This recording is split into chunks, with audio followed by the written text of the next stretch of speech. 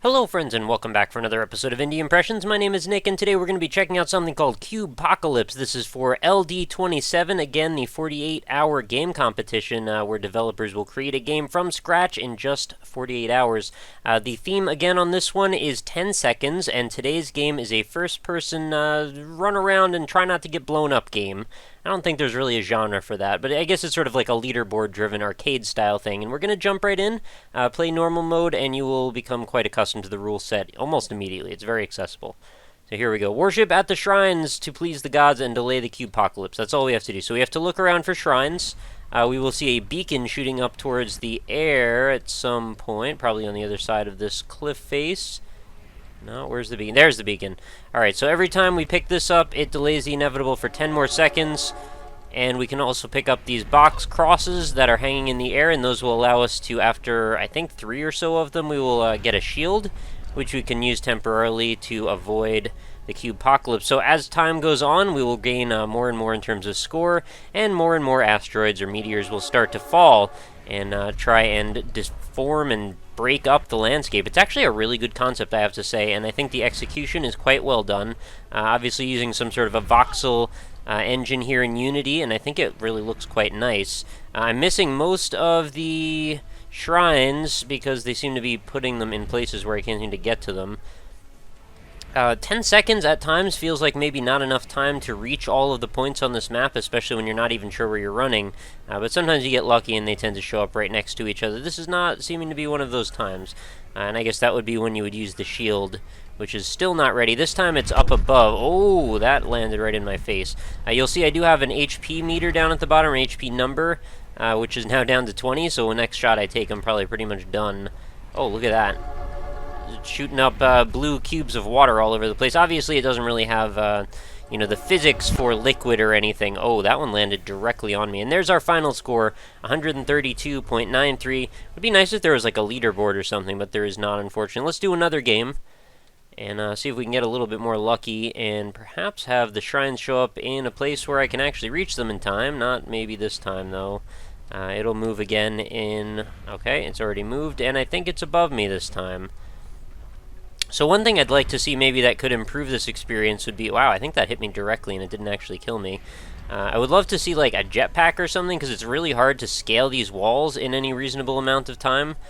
You know, I'm not too bad at traversal when it comes to like first-person games, but in this case it feels like it's a little bit too difficult at times to get to things when they're up above you. And also, especially trying to keep track of where the meteors are falling.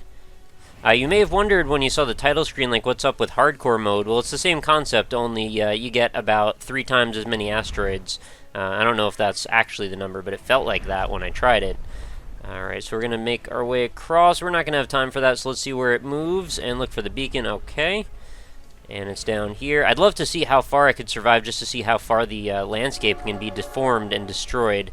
You will notice at times when asteroids dig far enough into the ground, you'll actually just see black, which is just cutting through the whole landscape down to the bottom and out. Yeah, there it is. If you fall in there, it just resets you back onto the ground again, which is a nice touch. You might also notice if we get near the edge, you can see the white beyond the borders of the landscape. And actually, it might be a nice idea to just kind of hang out here and just watch to see if maybe you just see how many asteroids will show up and just blow everything up. Oh, we should use the shield at one point, too. Oh, that one landed almost right on me, but it still didn't hurt. Oh, what happened over here? Got a very strange voxel thing going on. I'm not really sure what that is. Anyway, we can use the shield now. I guess I would want to wait until there's something about to land on my head, but regardless, just so you can see what it looks like. There we go. It's sort of like in Halo or something. It just puts that the blast shield over top of your head. Alright, so we're going to grab another crossover here, see if we can maybe find another beacon or two. I mean, we are increasing our score just by being alive. So it's not like there's a huge impetus to run after these necessarily if they're in a place where you can't really easily access them. That one's up above again. And it looks like, is it possible that we're actually seeing the sunset? It seems like the lighting is changing a little bit. I might be wrong in saying that, but everything seems a lot redder now than it was a few moments ago. Or maybe just oranger. Okay, I'm not going to reach that one in time. Where does it move? It moves over here. Alright. So you should always start by looking for the beacon. I must say, presentation-wise, this game is really well done. Made in 48 hours, I'm really psyched to what this developer could possibly do given more time, considering this is already very engaging and entertaining. So if we were to work with something a little bit more, large scale... Oh, I think it hit the beacon and knocked it sideways. Yeah, it's up there. That is a possibility also. There is, a small degree of physics involved, and if the asteroid or the meteor lands on top of the thing, it will actually blow it up or move it around. Where do we go this time? Okay, over there. Oh, that one must have landed right on my head. Anyway, that's a pretty good score, 334, I guess, seconds.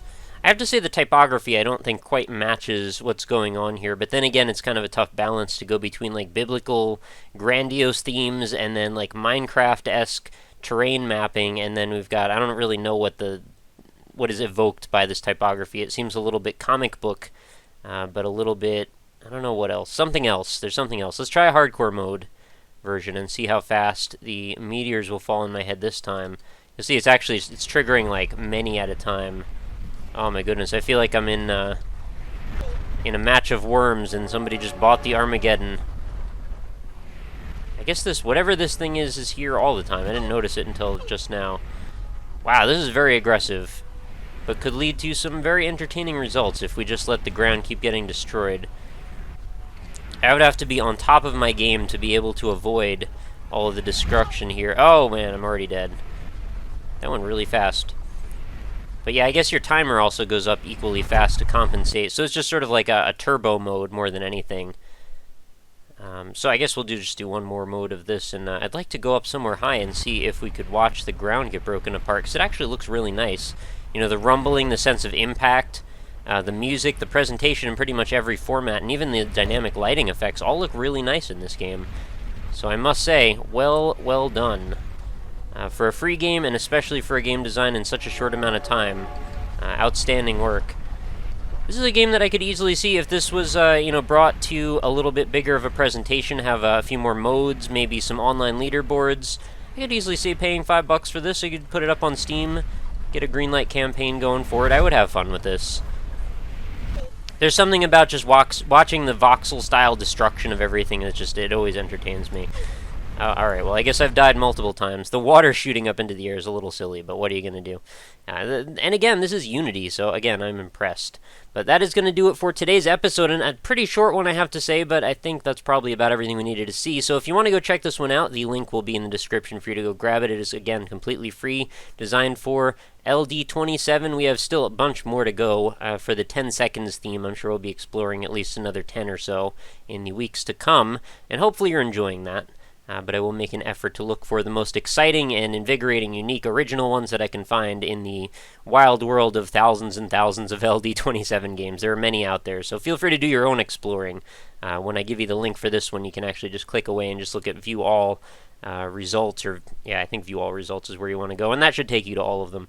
Hopefully. But while you're in the description looking for the game link, you might also want to check out some of my social media links, such things as my Indie Impressions website, which is indie-impressions.com, where you can go to check out over 500 other videos that I've done on indie games in the past, and we'll continue to aggregate all of my videos over there into the future. So if you want an easy way to browse through them all, they're all tagged and sorted, so you can look at them by genre or by payment style, whatever you like.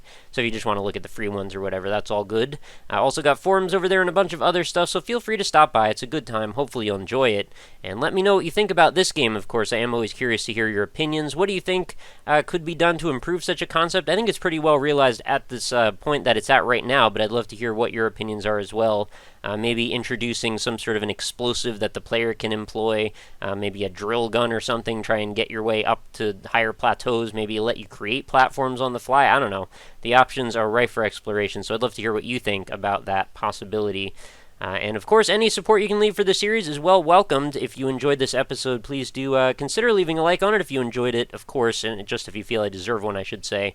And that is going to pretty much do it for another episode, so thanks again for hanging out. Be sure to come back again tomorrow. New episodes are every single day without exception. Been doing it for well over a year now, so hopefully I'll see you back here on the same channel and hopefully roughly around the same time.